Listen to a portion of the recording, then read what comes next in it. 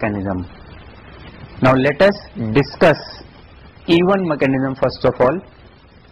In the E1 mechanism, we have a compound like suppose C, on this we have 3 other bonds. Now on one of the carbon we will have a leaving group. Again leaving group is there like it was there in the SN1 mechanism. Now in the E1 mechanism, first of all what will happen is there is an elimination of the leaving group. Now once the leaving group is eliminated, it forms a carbocation. Again this step of the mechanism is a slow step mechanism. That is why we say it is a rate determining step, that is RDS of the mechanism.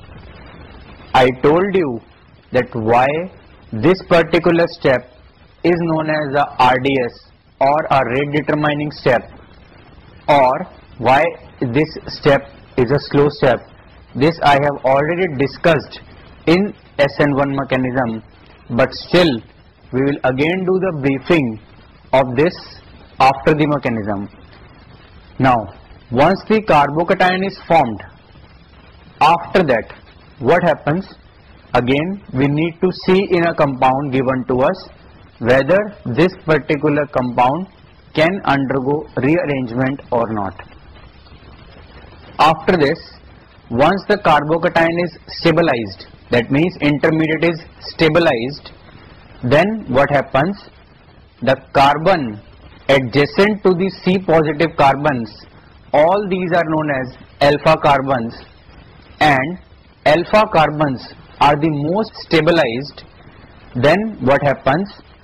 The carbon adjacent to the C positive carbons, all these are known as alpha carbons, and the carbons adjacent to the C positive carbon, that is carbocation carbon, these are known as alpha carbons, and the hydrogens attached to these alpha carbons are known as alpha hydrogens.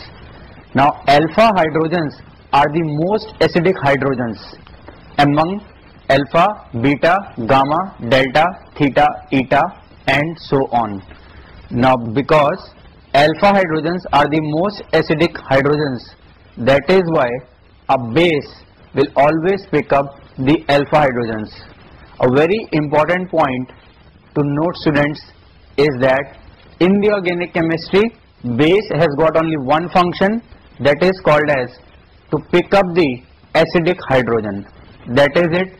It does not have any other function in the complete organic chemistry.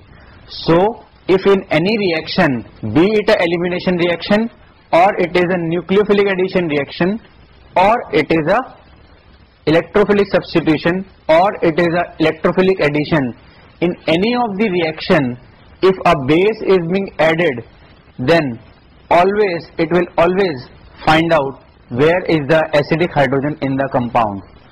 Now just now I have told you that alpha hydrogens are the most acidic hydrogens.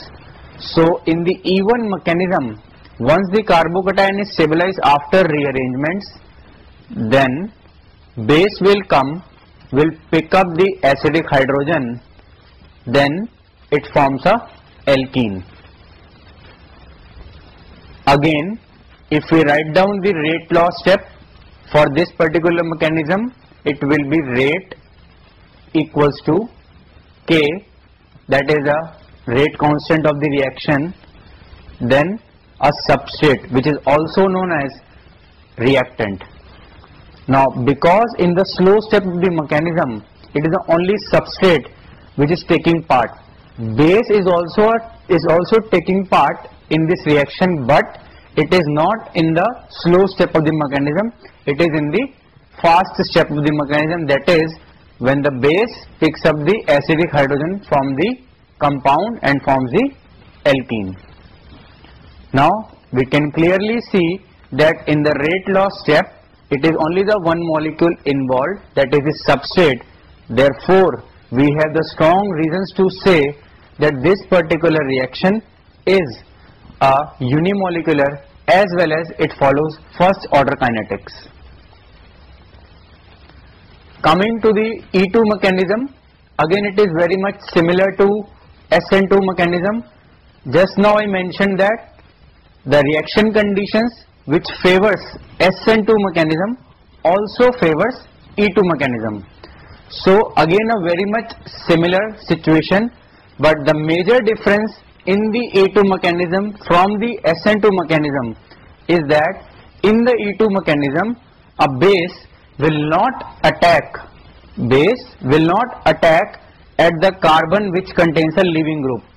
It will pick up the acidic hydrogen, which is the alpha hydrogen in the compound, which is there on the carbon adjacent to the carbon having a leaving group. So what happens is base comes, picks up the acidic hydrogen, forms a alkene, and a leaving group is eliminated. Again we can see that alkene is formed. Now if we write down the rate law step for this particular mechanism, it will be K, that is a rate constant of the mechanism, then the concentration of the substrate. Now because in this step base is also there, so we also write base in this rate law step. So the overall rate law step will become now K, concentration of the substrate, into concentration of the base. Therefore we have the again strong reasons to say that this mechanism is a bimolecular, because in the rate law expression it contains two molecules, that is a substrate and a base. And also because in the rate law step, because there are two molecules, that is substrate and a base, so again we can say that it follows second order kinetics.